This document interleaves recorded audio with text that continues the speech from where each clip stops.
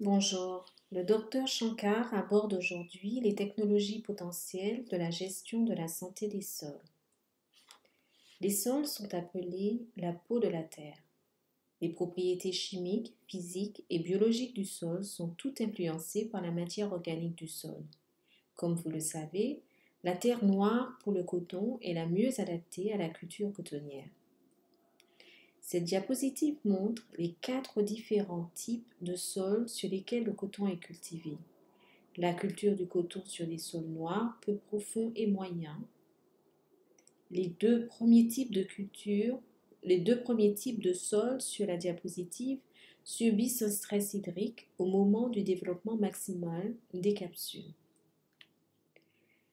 L'importance de la matière organique du sol peut être comprise par le fait qu'elle influence la santé des plantes par le biais du processus de régulation de toutes les activités susmentionnées. Ces activités ne sont pas limitées au seul coton. Donc un sol sain permet aux racines des cultures de pénétrer en profondeur, stocke et fournit suffisamment d'eau, maintient une bonne aération du sol pour la demande en oxygène des racines, mobilise les nutriments du sol à partir des réserves, stocke les nutriments sous des formes facilement accessibles aux racines, transforme les éléments nutritifs des engrais non solubles dans l'eau en forme facilement disponible, tamponne les excédents de nutriments par immobilisation, améliore un taux élevé d'utilisation des ressources de nutriments, offre un approvisionnement équilibré en nutriments grâce à son système d'autorégulation et enfin fixe les substances toxiques indésirables. Malheureusement, les sols noirs de la région semi-aride sont également calcaires. Le caractère calcaire du sol est dû à la formation et à l'accumulation rapide de carbonate de calcium. Une stratégie de gestion importante pour les sols calcaires consiste à utiliser des amendements organiques. Ici, cette diapositive vous donne quelques informations sur les sols pour une meilleure gestion cotonnière.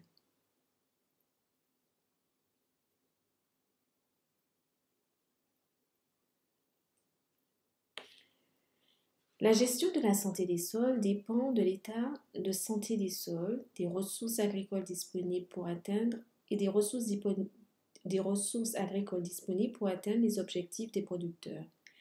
La gestion de la santé des sols est l'application d'opérations, de pratiques et de traitements visant à protéger les sols et à améliorer leur performance, c'est-à-dire la fertilité, la mécanique des sols, la conservation des sols, ainsi que la santé optimale des sols. Ici, cette diapositive nous présente les principes de base de la santé des sols. Donc, le labour réduit, l'utilisation des cultures de couverture, la rotation des cultures, la séquestration du carbone.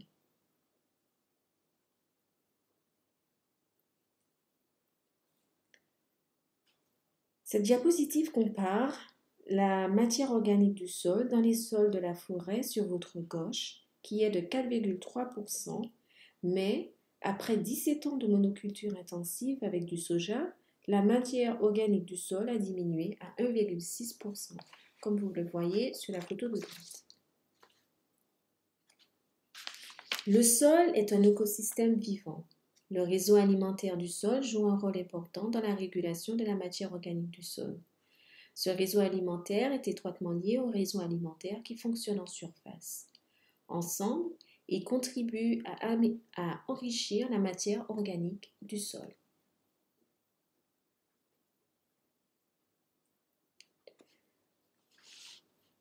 Un sol sain comprend 25% d'eau, 25% d'air, 45% de matière minérale inorganique et 5% de matière organique.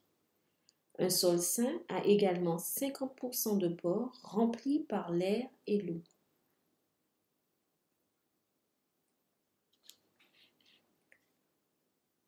La santé du sol, ici, dans cette diapo, nous voyons que la capacité continue d'un sol à fonctionner comme un écosystème vivant et vital qui assure la subsistance des plantes, des animaux et des hommes.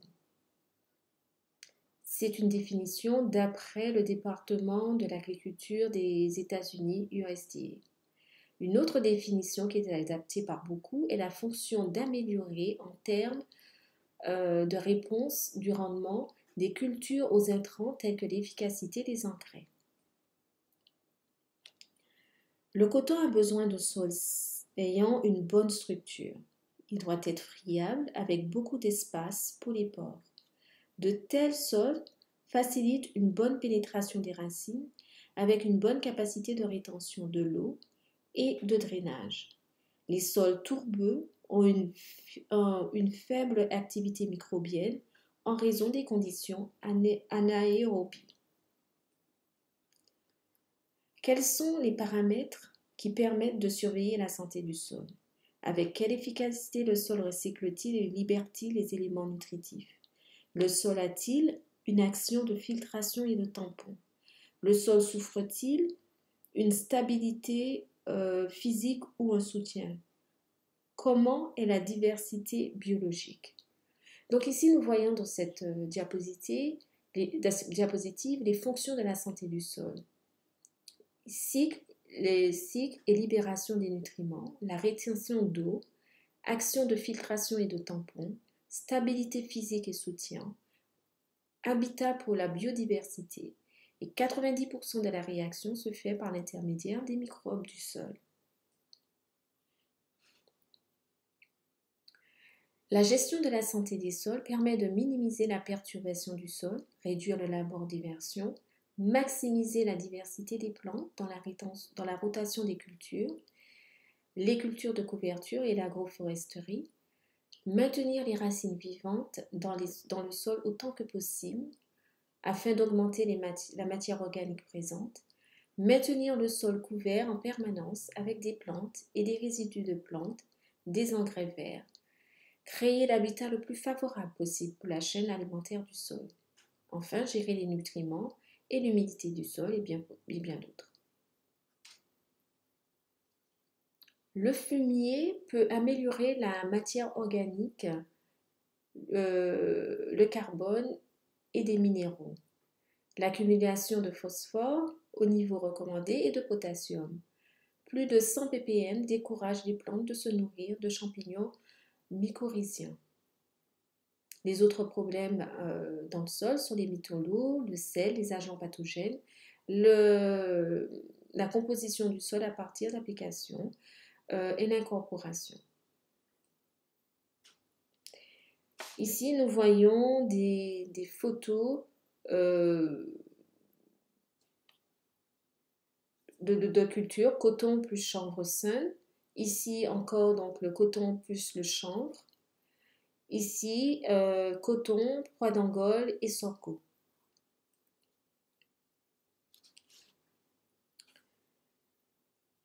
Le coton plus le pois d'Angole et le sorgho est une très bonne combinaison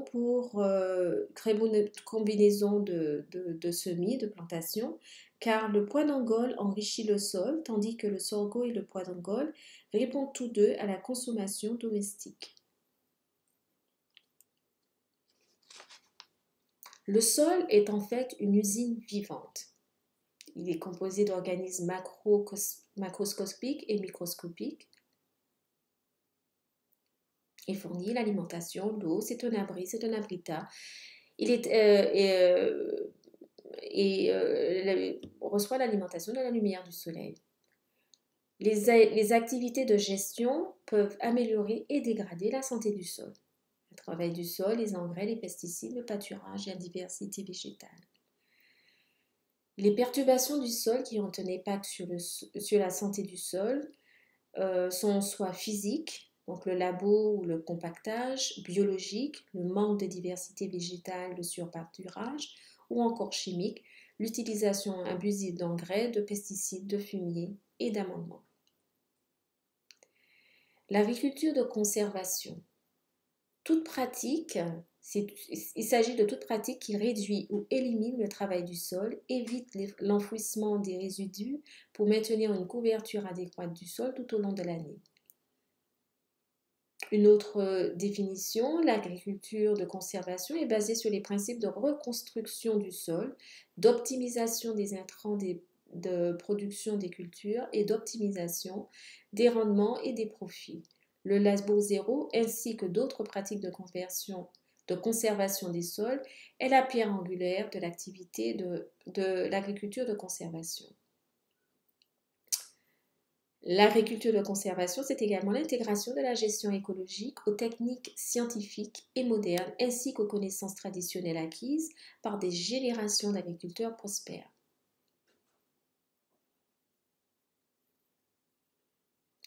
Dans le système de labour de conservation, les systèmes de gestion des sols dans lesquels au moins 30% de la surface du sol est recouverte de résidus de culture après le semis de la culture suivante.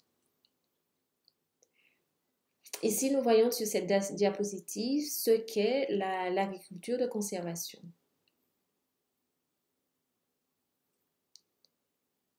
Encore une autre diapositive sur l'agriculture de conservation. Quel est l'effet du labour sur le sol? Il détruit les agrégats, expose la matière organique à la décomposition, compacte le sol, endommage les champignons du sol, réduit l'habitat pour la chaîne alimentaire du sol, perturbe la continuité des pores du sol et augmente la salinité à la surface du sol et bien d'autres effets. Le labour zéro, donc sur cette diapo nous voyons des photos du labour zéro. Pratique de labour du sol suivie par le coton. Le labour conventionnel, c'est une gamme complète de labour primaire et secondaire et ou des systèmes de non-éversion et de labour minimum. Les systèmes de plantation sur billon ou sur sillon et billon augmentent la rétention de l'humidité et avec les sillons assurent un drainage de surface qu'on peut suivre de vertisol. Le labour en bande ou labour du sol par zone en faisant le labour uniquement de la bande de semis. Labour zéro ou nul du sol, c'est une technique suivie aux États-Unis. Perturbation biologique. Cela se passe quand il n'y a pas de diversité dans la rotation des cultures ou quand il y a un surpâturage. Et vous voyez ici en A, B, C pour la diversité de la rotation des cultures et dans le surpâturage, la réduction de la masse racinaire, l'augmentation des mauvaises herbes, la réduction des champignons du sol, la réduction de l'eau et de l'infiltration, l'augmentation de la température du sol, la diminution de l'habitat du sol. Les perturbations chimiques sont la surapplication de pesticides, d'engrais, d'amendements et de fumier. L'impact des pesticides sur la santé du sol, son impact sur les organismes non cibles. Les pesticides ne simplifient pas la diversité, il restreint la rotation des cultures, la limite la diversité des cultures de couverture et bien souvent n'est pas bien comprise. Le fongicide peut avoir un effet sur les champignons mycorhizés.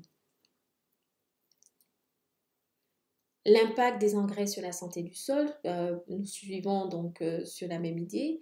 Il court-circuite la rhizosphère et le cycle des nutriments, l'activité des fixateurs, mobilisateurs naturels des nutriments. L'augmentation de la décomposition bactérienne et de la lixiviation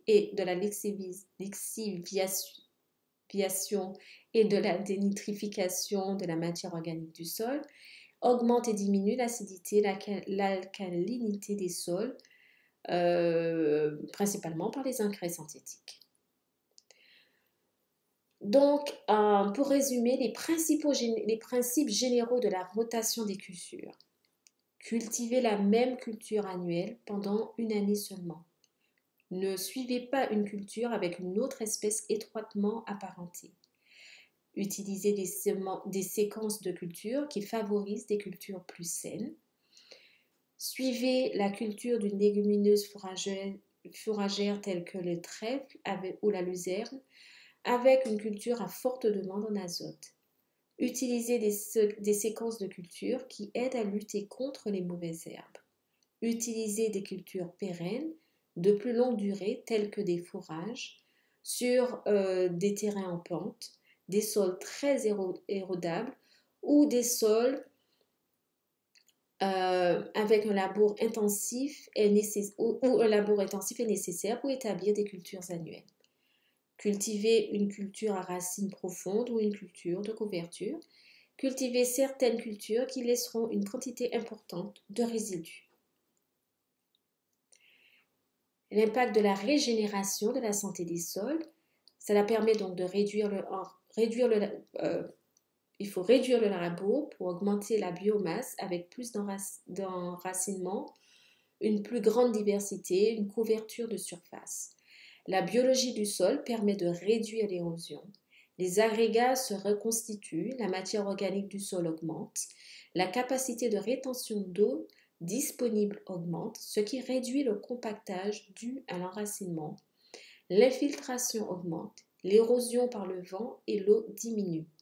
L'accumulation de plus de matière organique du sol, de nutriments et de terre végétale. Moins d'énergie et de travail de sol nécessaire, plus d'eau stockée, meilleur enracinement, plus d'accès aux nutriments, la diversité des organismes du sol diminue moins.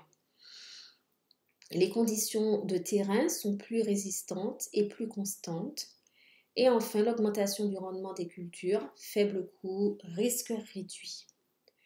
Je vous remercie de votre attention.